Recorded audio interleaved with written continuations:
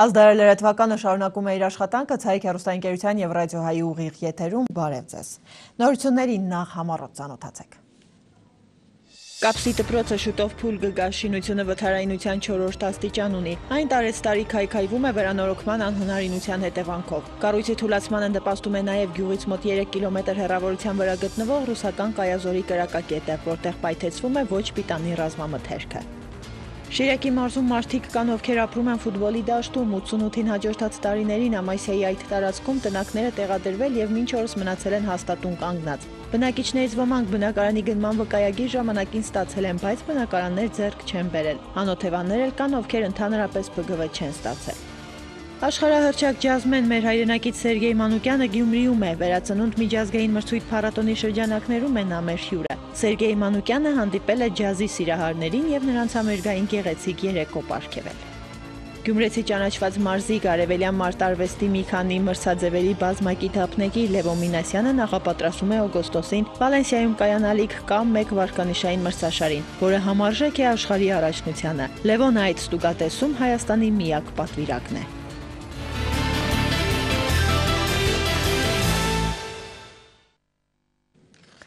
Շիրակի մարզում մարդիկ կան, ովքեր ապրում են ֆուտբոլի դաշտում։ 88-ին հաջորդած տարիներին Ամասիայի այդ տարածքում տնակները տեղադրվել և մինչ օրս մնացել են հաստատուն կանգնած։ Բնակիչներից ոմանք բնակարանի գնման վկայագիր ժամանակին ստացել են, բայց բնակարաններ ձեռք չեն բերել։ Անօթևաններ էլ կան, ովքեր ընդհանրապես ԲԳՎ չեն ստացել։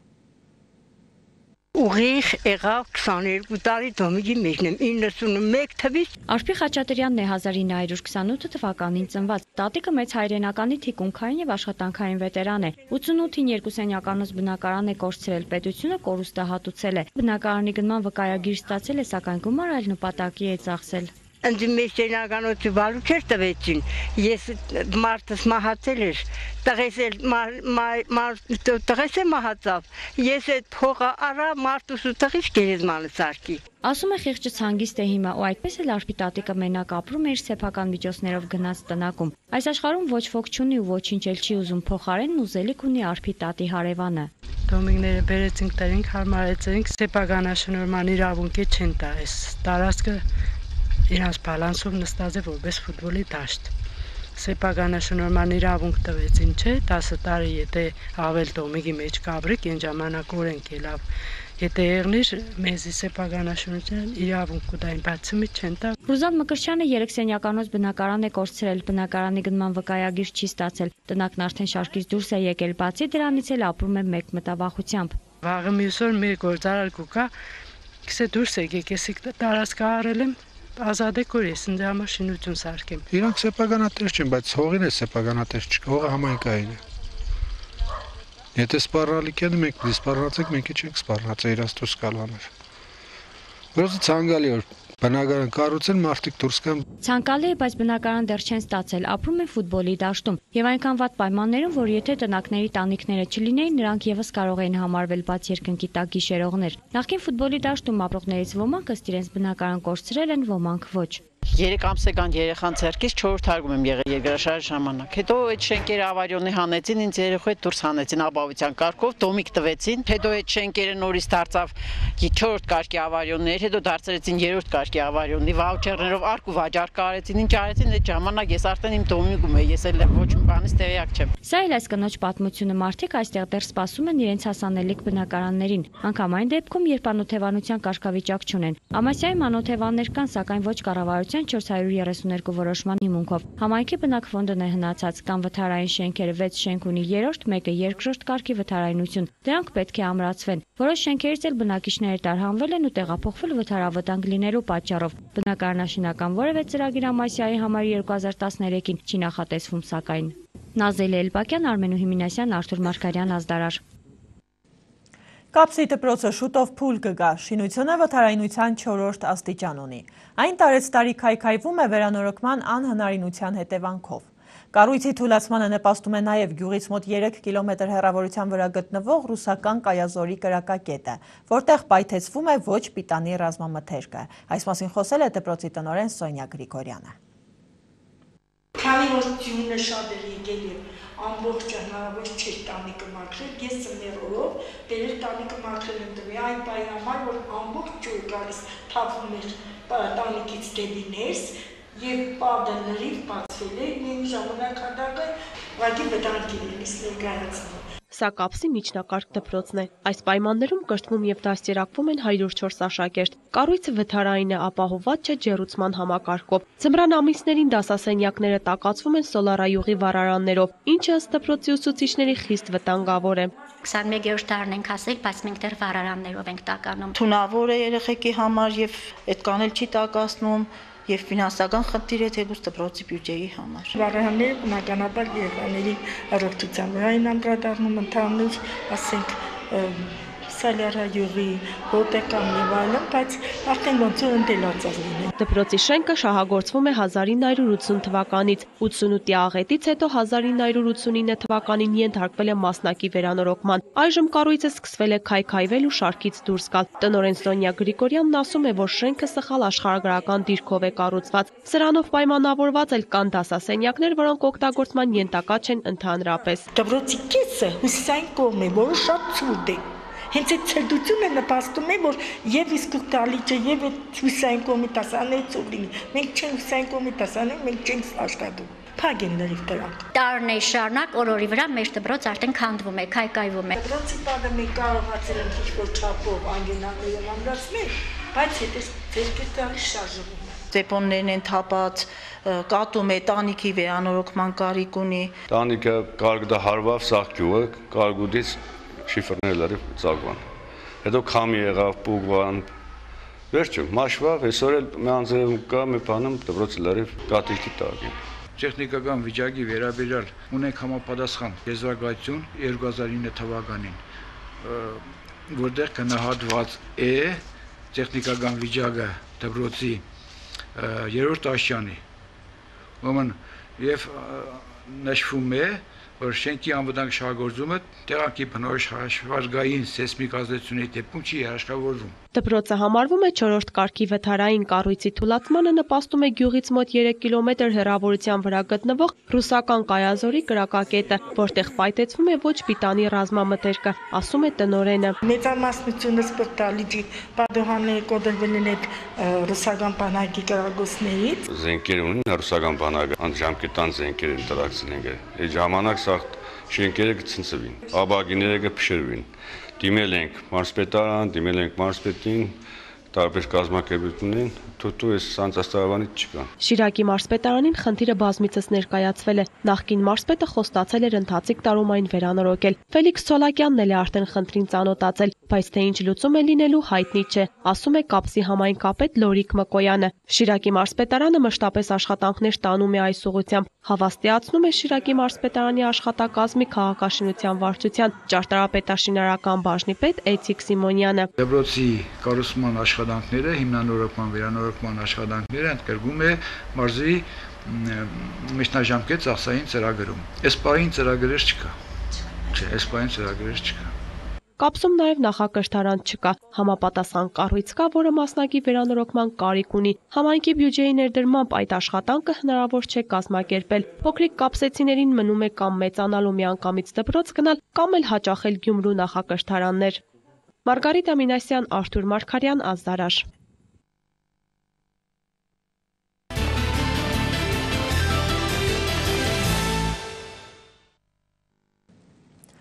Հայաստանի Հանրապետության նախագահ Սերժ Սարգսյանը ընդունել է Վրաստանի արտաքին գործերի նախարար Մայա Փանջիկիցեին։ Հանդիպման ընթացքում Մայա Փանջիկիցեն եւ Էդվարդ Նալբանդյանը Սերժ Սարգսյանին ներկայացրել են երկու երկրների արտաքին գործերի նախարարությունների միջև համագործակցության ամրապնդմանն ուղղված քայլերը, ինչպես նաեւ հայ-վրացական պետական սահմանի սահմանագծման եւ սահմանազատման հանձնաժողովի կողմից իրականացվող աշխատանքների ընթացքը։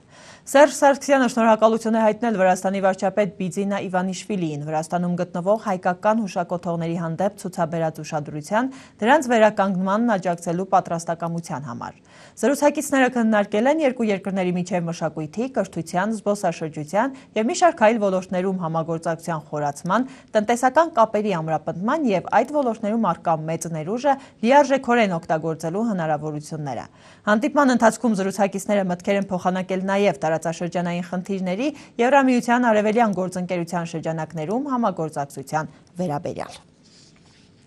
ՀՀԿ գործադիր մարմնի նիստից հետո լրագրողների հետ զրույցում Հայաստանի ազգային ժողովի նախագահ Հովիկ Աբրահամյանը հաստատել է, որ կազմակերպել է Սերժ Սարգսյանի և Գագիկ Ծառուկյանի հանդիպումը։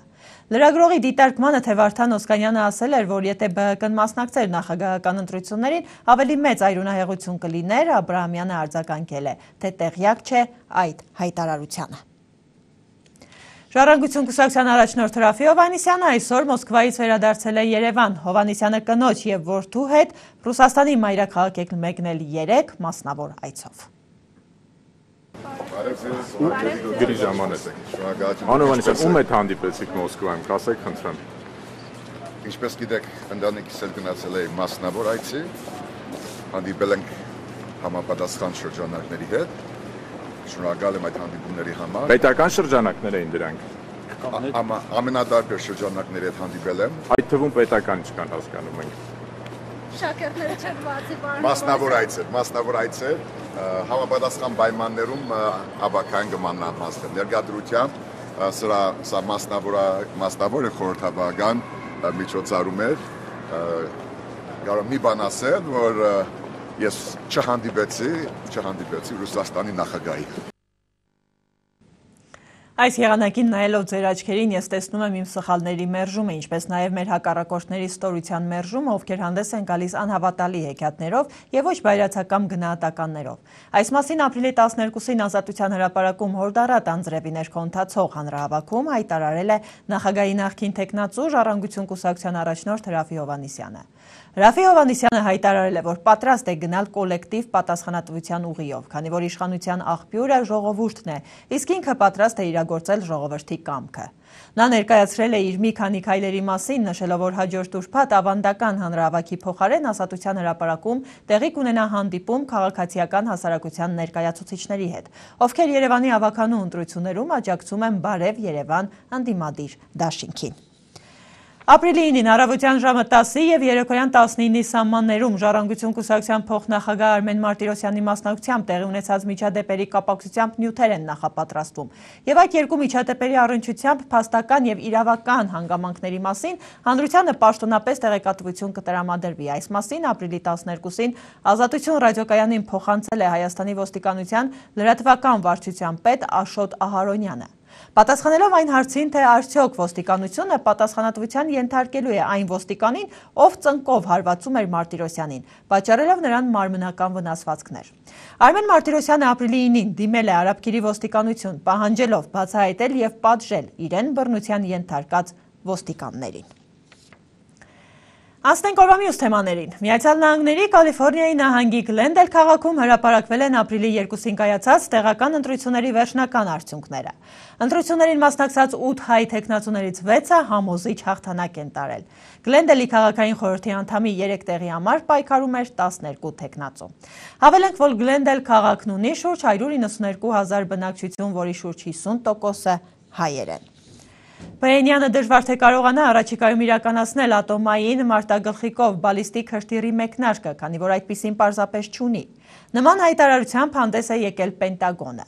Իր կողմից Միացյալ Նահանգների նախագահ Բարակ Օբաման կոչ արել Հյուսիսային Կորեային դադարեցնել ահաբեկել Միացյալ Նահանգներին և իր դաշնակիցներին։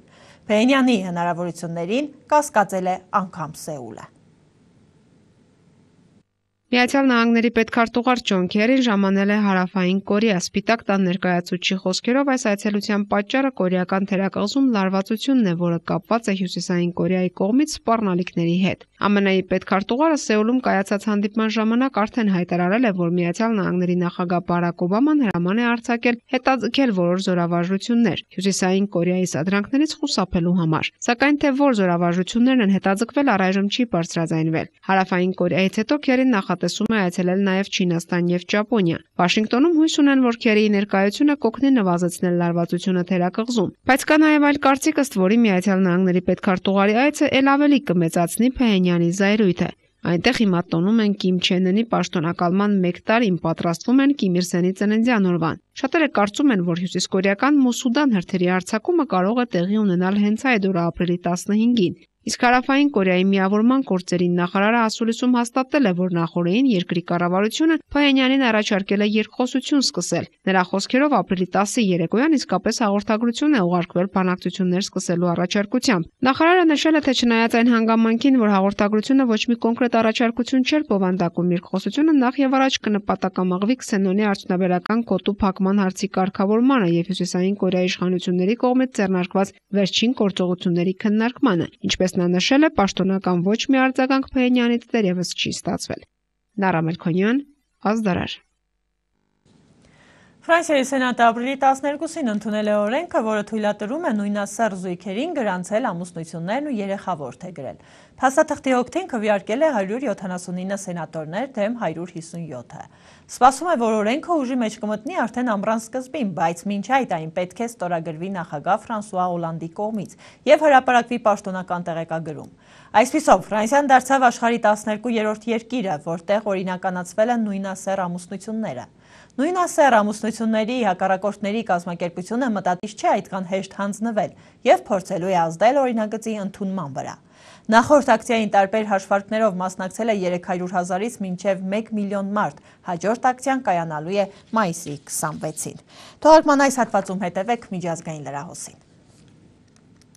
Ամերիկյան Սենատում քննարկումներ են սկսվել հրազենի իրավունք ունեցող ամերիկացիների նկատմամբ անձնական ոստիկանական ստուգում անցկացնելու կապակցությամբ։ Այսօր ընտրական նախաձեռնությունը համաձայնեցվել է դեմոկրատների ու հանրապետականների միջև եւ վերջին 19 տարվա ընթացքում օրենքի ամենալուրջ վերանայումը կդառնա։ Այդ ընթացքում Վաշինգտոնում բողոքի ակցիաներ են կազմակերպվում զենքի վաճառքի սահմանափակման մասին Սենատի քննարկումների առիթով։ Այս բանավեճի հաստատման համար Սենատում կողմ է քվեարկել 68 սենատոր։ Վենեսուելայում լրացել է նախընտրական արշավի համար սահմանված ժամկետը եւ գլխավոր հավակնորդները երկրի նախագահի պաշտոնակատար Նիկոլաս Մադուրոն եւ ընդդիմադիր Էնրիկե Կապրիլեսը ավարտել են քարոզարշավը։ Մադուրոն Կարակասում ելույթ ունենալով բազմահազարանոց հանրահավաքում լիակատար վստահություն է հայտնել, որ ինքը հաղթելու է ապրիլի 14-ին կայանալիք արտահերթ ընտրություններում։ Նրա խոսքերով ընտրություններում հաղթելուց հետո Վենեսուելայում կապահովեն անվտանգությունը, տնտեսական աճը եւ կոռուպցիայի դեմ պայքարը։ Մինչդեռ Կապրիլեսը կոչ է արել փոխել երկրի քաղաքական կուրսը։ Ըստ սոցիալական հարցումների վերջին տվյալների,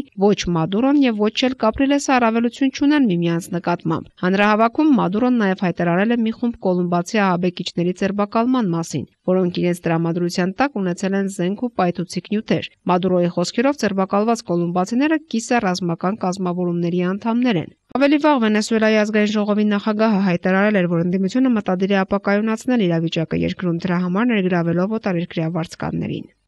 Չիլիի ողջ տարածքում ուսանողները ցույցեր են կազմակերպել, ավելի քան 150,000 մարդ է մասնակցել վերջին 20 տարում ամենախոշոր բողոքի ակցիային։ Նրանք պահանջում են նվազեցնել բուհերում ուսման վարձավճարը, ինչպես նաև այլ ընտրանքային անվճար կրթության հնարավորություն ստեղծել։ Երբ ոստիկանությունը փորձել է փակել ցուցարարների ճանապարհը, բազմության կողմից քարեր են նետվել ոստիկանների ուղղությամբ։ Երիտասարդները սկսել են կոտրել խանութների ապակիները եւ լուսացույցերը։ Ոստիկանությունը ստիպված է եղել ջրցան մեքենաներ եւ արցունքաբեր գազ կիրառել, որպեսզի կարողանա հանդարտեցնել վրդոված ուսանողներին։ Արդյունքում մի քանի մարդ լուրջ վնասվածքներ է ստացել, ձերբակալվել է ավելի քան 100 ցուցարար։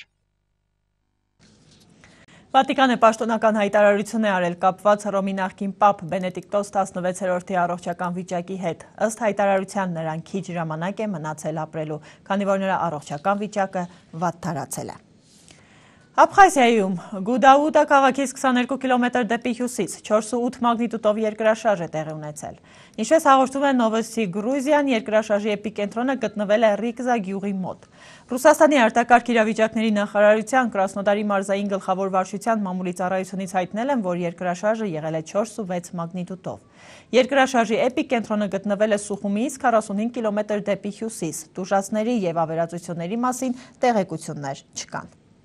Թբիլիսի Լեսելիձե ավտոմայրուղու Ռուիզ թունելում Հայաստանից 30 տոննա կոնյակ տեղափոխող բեռնատարի այրվելու մասին տեղեկություններ ստանալու համար արտակարգ իրավիճակների նախարարությունը կապվել է Վրաստանի ներքին գործերի նախարարության արտակարգ իրավիճակների դեպարտամենտի հեշտապահի հետ։ Պարզվել է, որ նախնական տվյալներով հրդեհը մեկուսացված է, սակայն դեպքի վայրում դեռ շարունակում են աշխատել հրշեջ փրկարարներ։ Հրդեհը բռնկվել էր Երևանից Փոթի ուղևորվող բեռնատարի խցիկում։ Վարորդը Վրաստանի քաղաքացի է, տուժածներ չկան, մասամբ այրվել է բեռնատարի խցիկը։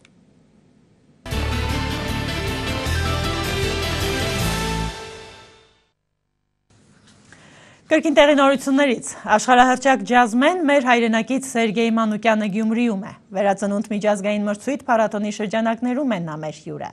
Սերգեյ Մանուկյանը հանդիպել է ջազի սիրահարներին եւ նրանց համերգային գեղեցիկ երեկո պարգևել։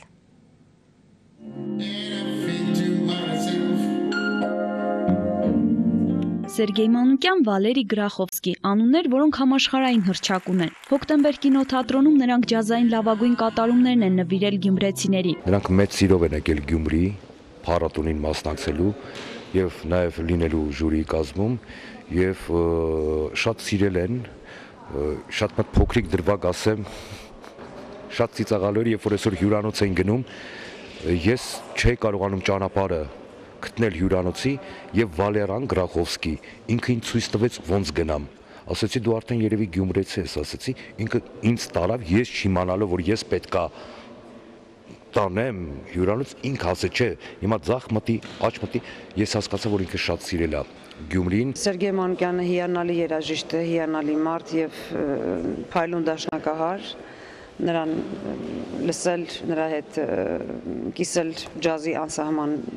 երաժշտությունը միշտ հաճելի է։ Ջազ երաժիշտ, երգիչ, կոմպոզիտոր, պրոդյուսեր, գործիքավորող, սոլ, վոկալիստ, երգահան։ Շարքը դեռ երկար կարելի է թվարկել, բայց միևնույն է բնութագրել Ռուսաստանի լավագույն ջազային ձայն Սերգեյ Մանուկյանին գրեթե անհնար է։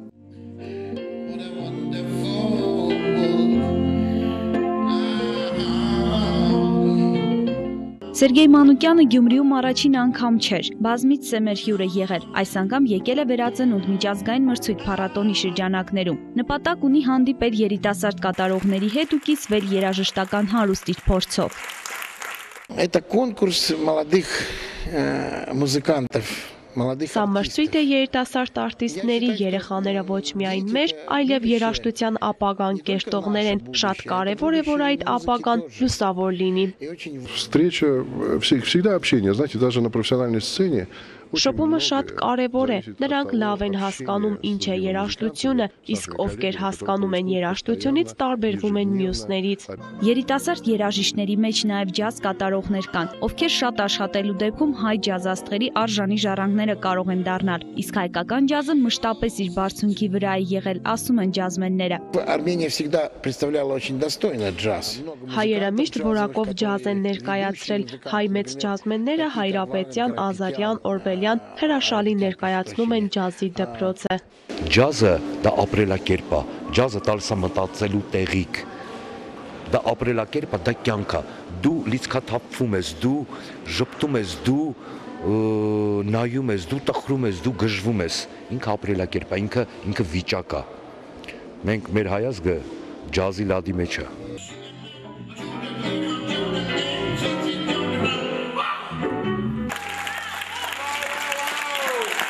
Հեղինե Մանուկյան, Խաչատուր Գևորգյան, Ազդարար։